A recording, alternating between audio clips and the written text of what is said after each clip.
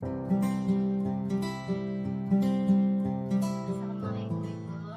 Waalaikumsalam warahmatullahi wabarakatuh. Ibu apa kabar hari ini Bu? Alhamdulillah sehat walafiat, sejahtera semuanya. Alhamdulillah sehat. Amin. Bu, saya nih ada tugas Bu di program guru penggerak di modul 3 sudah Bu, alhamdulillah. Ya, amin. Jadi tugasnya itu Bu, demonstrasi kontekstual dalam pengambilan keputusan berbasis nilai-nilai kebajikan sebagai pemimpin. Iya. Boleh ya minta waktu Bu? Boleh, bisa. Kita mau saja. sharing Bu ya, sharing-sharing Ya. bercerita. Iya. Baik Ibu, Saya sangat mendukung banget nih. alhamdulillah, terima kasih Ibu, terima kasih sudah Ya, mendukung sama-sama. dalam program guru penggerak Guru ini, penggerak. alhamdulillah. Langsung saja Bu ya. Eh,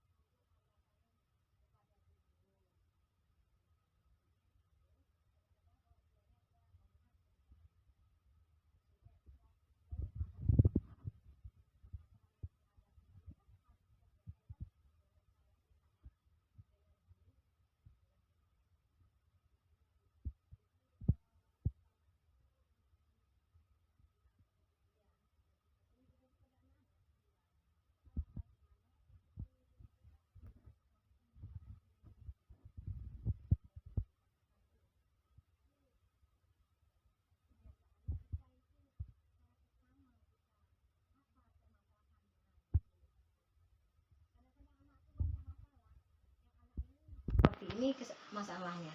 Yang ini seperti ini masalahnya kan. Kadang-kadang anak tuh ada juga dari dasarnya dari kelas rendah ke kelas yang lebih atas, kelas tinggi, umpamanya kelas 6. Kadang-kadang kan, kadang-kadang yang kelas 6 ini merasa dirinya kelas 6. Bagaimana hatinya? Kadang-kadang yang kelas rendah ini merasa dirinya kelas rendah. Tetapi kadang salah satunya di satu sisinya. Kadang-kadang orang tua dia menganggap kelas 6 itu lebih di atas, lebih mengajar, membimbing daripada adik-adik kelas bawah. Itulah kadang Bu ya dilema kita di sekolah ini Bu ya, orang tua berarti orang tua ikut campur Bu, Ikut campur, ya gitu dia. Padahal jelas-jelas anaknya itu sudah salah Bu ya. Salah. Jadi sementara kadang tuh di kelas rendah itu dia menganggap anak dia kelas rendah. Seharusnya yang kelas tinggi itu lebih mengalah daripada yang kelas rendah. Harus mengalah maksudnya. Tetapi kadang justru ada juga melibat kesalahan itu lebih besar ke kelas rendah. Tetapi dari satu sisi orang tuanya menganggapkan anak yang kelas tinggi yang lebih salah. Ada kadang-kadang tuh ada yang beranggap ibaratkan disamakan, dia bandingkan dia dengan sama dengan kendaraan. Kalau kita di kendaraan, satu kendaraan itu kan ini adalah Honda, ini adalah mobil. Disalahnya kalau kesenggol mobil yang salah, disalahkan di Honda yang salah, kadang-kadang menyalip, justru mobil yang disalah. Jadi begitu juga seperti kelas sekolah tuh orang tua wali muridnya dia menganggapkan kelas tinggi itu lebih jahat kan, lebih apa maksud dia. Seharusnya kelas rendah itu lebih mengalah itu. Begitulah dilema kita di sekolah ini Bu ya. Jika orang tua itu berpandangan bahwa siswa kelas 2 ini tidak mau disalahkan sama kakak kelas yang tinggi. Begitulah dilema kita Bu ya. Jadi Bu, kira-kira dari permasalahan tersebut bagaimana cara Ibu mengambil keputusan, terutama untuk kasus-kasus seandainya nih Ibu di diibaratkan nih pada dua kasus. Nah, di mana ada dua kepentingan yang sama-sama benar dan sama-sama juga mengandung nilai kebajikan ya Bu. Apa yang akan Ibu prioritaskan? Sekarang kalau masalah itu prioritas kita tuh itu yang jelasnya anak tuh kita panggil. Iya benar Bu. Nah, misalnya kelas rendah yang bersalah, kelas rendah yang bermasalah dengan anak kelas tinggi, maka justru itu umpamanya kelas 6 sinsar di sini kelas 2 atau kelas 1, jadi dipanggil antara dua-dua itu kita adili, kita selamatkan. Cuman dasarnya kita menyelesaikan supaya kita sekarang adalah meluruskan, mencari kebaikan. Nah, kita luruskan, kita panggil kelas 6. Iya, siapa yang sini bersalah? Ini kelas rendah siapa yang bersalah? Sekarang udah selesai masalah ini, udah selesai semuanya, udah baik, suruh dia saling bermaafkan. Berarti permasalahan itu kita dudukkan bersama. Iya, kita duduk bersama. Iya benar Bu. Terus langkah-langkah atau prosedur seperti apa yang Ibu lakukan selama ini Bu? Maksudnya? Prosedurnya seperti apa setelah Ibu memanggil anak tadi dan kita dudukkan bersama? Apakah kita mencari bermusyawarah sama rekan guru? Kita memang sudah selesai gitu. Kebiasaannya di suatu sekolah itu kita masyarakat dengan secara seksama dengan guru-guru wali kelas masing-masing, sehingga saling sharing, kita saling pendapat. Bagaimana pendapat yang guru ini, bagaimana dengan pendapat guru yang di sini. Saling sharing kita. Berarti penting Bu ya, rasa sharing, komunikasi dengan guru warga sekolah itu penting, sangat dipermusyawarahkan Bu ya. Baik Bu, dari permasalahan ini hal apa saja yang Ibu anggap efektif dalam mengambil keputusan pada dilema etika ini Bu? Maksudnya yang efektif itu? Efektif, misalnya Ibu dalam mengambil keputusan, atau Ibu bagai menelaah dulu, Ya.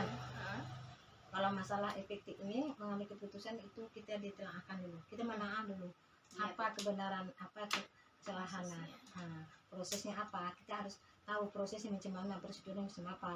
Itu yang nanti kita menelaahkan, kita telaahkan terlebih dahulu permasalahan tersebut gitu.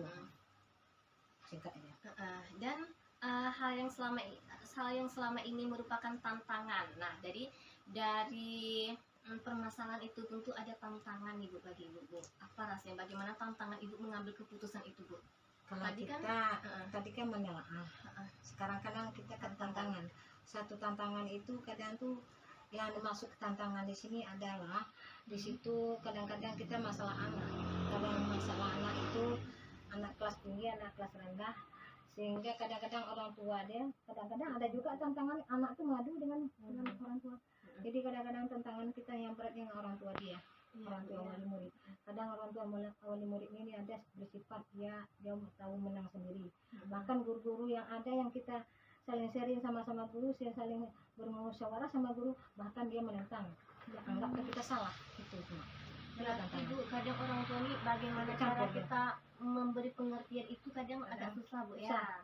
Susah dimengerti karena kadang orang tua ini atau tadi anak-anak dia suka melawankan anak ya, dia suka melawankan dia dari kebenaran dia, mau mencari kesalahan dia. Itu cuma tantangan kita. Itu tantangan itu sangat berat, malah kan kita yang dikasih-kasari dia. Dilema rasanya Bu ya, kita sebagai pemimpin dilema rasanya Bu ya. Kadang dia anggap remeh aja dia, seakan-akan kita nih salah. Oh, ibu selaku guru, kok gini ibu, kok keras sekali kak suaranya. Padahal kita tak keras, tapi dia keras gitu. Dia memancing kekerasan gitu. Iya, itu tantangan Bu ya. Tantangan tuh. Dan mudah-mudahan Bu dari permasalahan ini, mudah-mudahan kita dapat menyelesaikan bersama. Ya, kita menyelesaikan dengan cara seksama semuanya.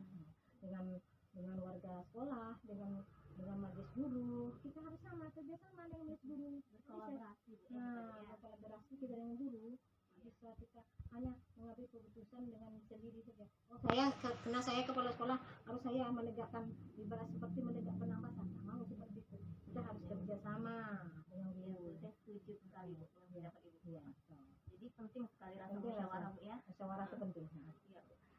Tentu apakah Ibu memiliki sebuah cara Bu dalam sebuah penyelesaian dilema etika ini, atau apakah Ibu langsung menyelesaikannya di tempat, atau Ibu memiliki sebuah jadwal untuk menyelesaikannya? menyelesaikannya itu kita tidak bisa dengan sekaligus, tak bisa dengan sendiri. Jadi sistemnya apakah kita panggil dengan guru-gurunya, apakah kita panggil orang tuanya gitu, kita secara seksama, begitulah caranya. Berarti kembali lagi ke kolaborasi bersama Kita kolaborasi bersama. Baik Bu. Terus apakah dalam Ibu menyelesaikan permasalahan ini Bu, apakah ada seseorang yang faktor yang selama ini mempermudah atau membantu Ibu dalam mengambil keputusan dalam kasus dilema etika ini Bu? Memang kita dalam kasus dilema etika ini ya memang harusnya kita cuma caranya itu harus bermusyawarah dulu dengan guru. Intinya kita untuk memperbaiki sesuatu hal yang tidak diinginkan sehingga terjalinlah dengan kebaikan.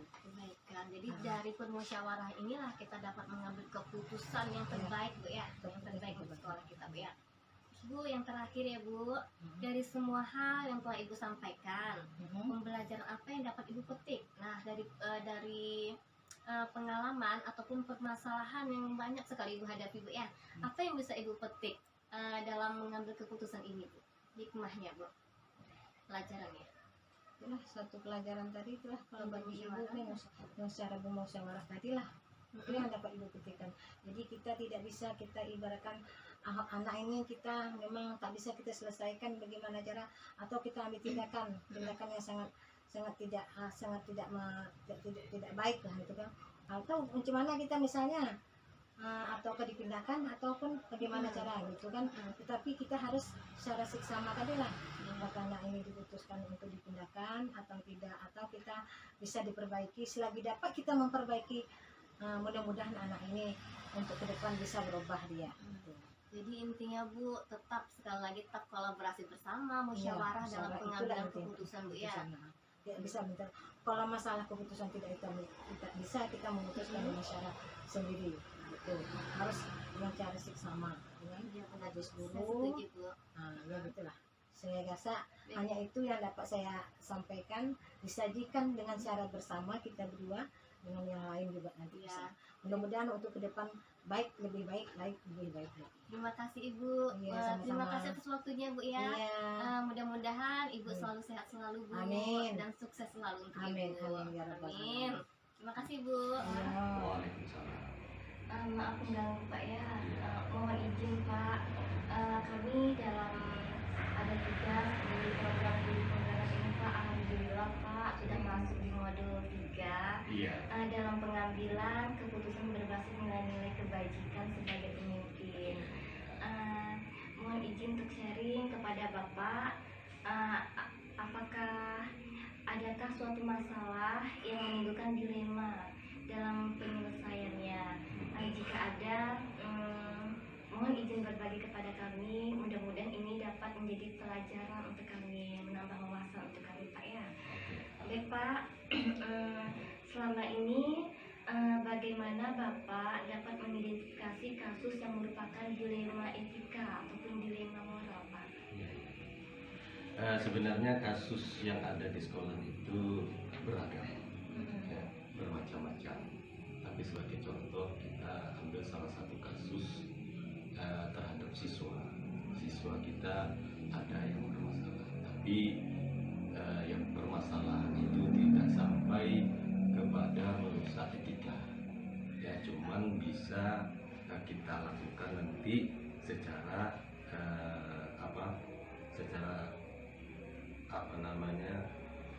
sopan santun ya.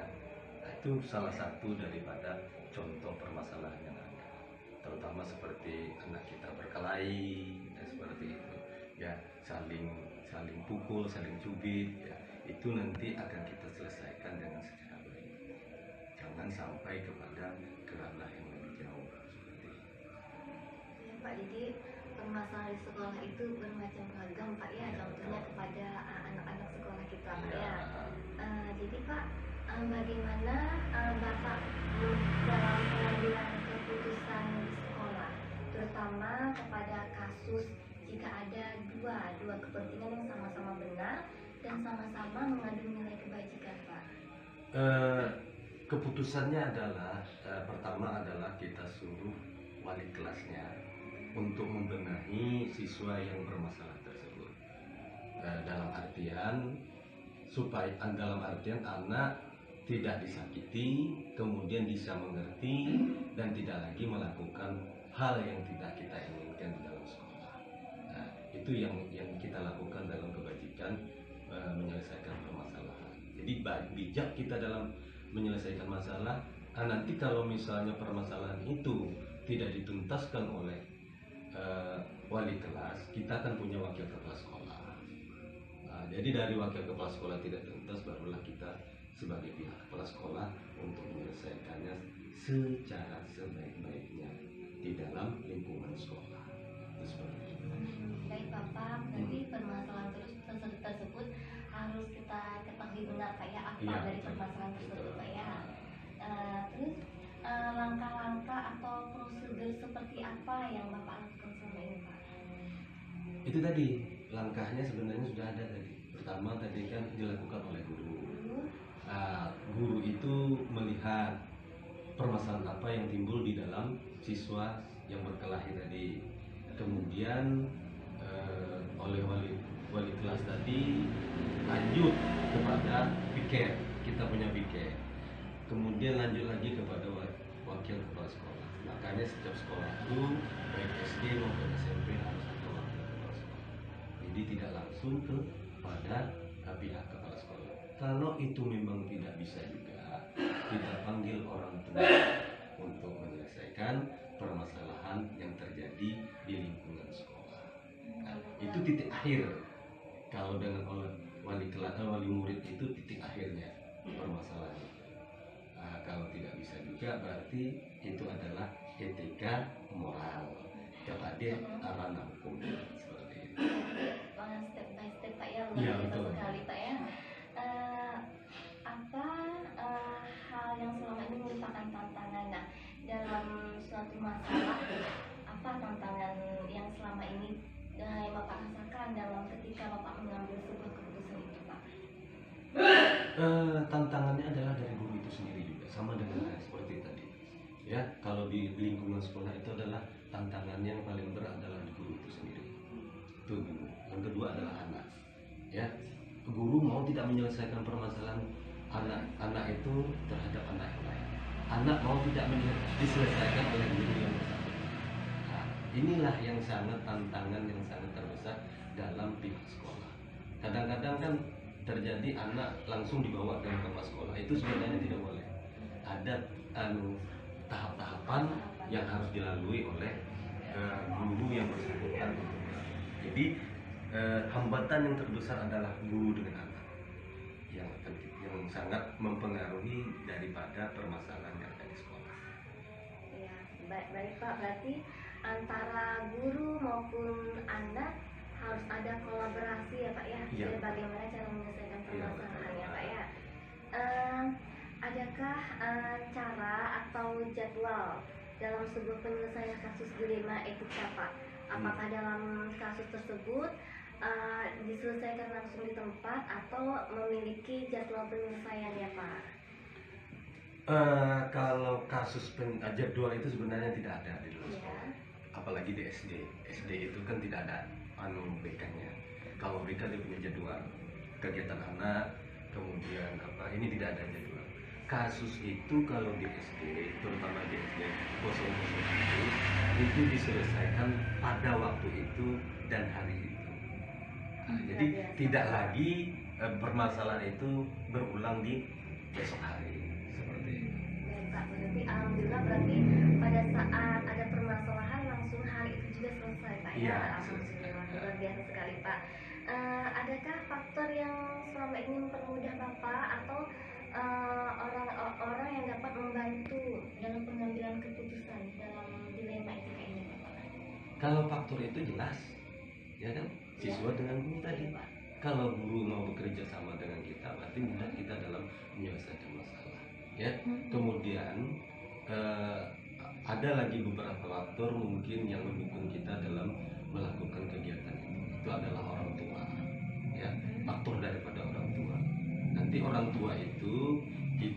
kita sampaikan kepada komite sekolah. Komite sekolah nanti menyampaikan kepada orang tua yang bersangkutan untuk menyelesaikan anaknya dalam sekolah itu. Jadi yang jelas dari keseluruhan itu adalah kalau dapat ada permasalahan anak jangan sampai kepada orang tua. Nah, itu. Tapi yang jelas faktor yang sangat mendukung sekali dalam kegiatan dalam permasalahan itu adalah komite dengan orang tua. Seperti itu. Baik Bapak, nah dari pembelajaran dilema etika ini apa pengalaman yang dapat Bapak ambil dari keputusan dilema etika ini? Begitu. Pengalaman yang saya ambil itu adalah dapatnya saya mengambil suatu keputusan dan kebijakan. Pengalamannya adalah sebagai kepala sekolah itu adalah tantangan yang terberat bagi saya. Tapi itulah sikap seorang kepala sekolah dalam menjalankan roda pemerintahan yang ada di sekolah. Ya, kalau di sekolah saja kita tidak bisa melaksanakan pemerintahan secara baik, bagaimana kita mau melaksanakan pemerintahan yang lebih jauh seperti itu. Ya, itu kebijakan yang bisa saya ambil dari sekolah. Ya baik Bapak, jadi intinya tetap adanya kolaborasi bersama Pak ya. Alhamdulillah Bapak, terima kasih Bapak atas waktunya. Ya, sama-sama. Sudah mengizinkan saya untuk sharing bersama Bapak. Mudah-mudahan ini menjadi tambahan ilmu ataupun wawasan bagi kami Pak ya. Alhamdulillah luar biasa sekali. Terima kasih ya Pak. Sama-sama. Assalamualaikum Pak.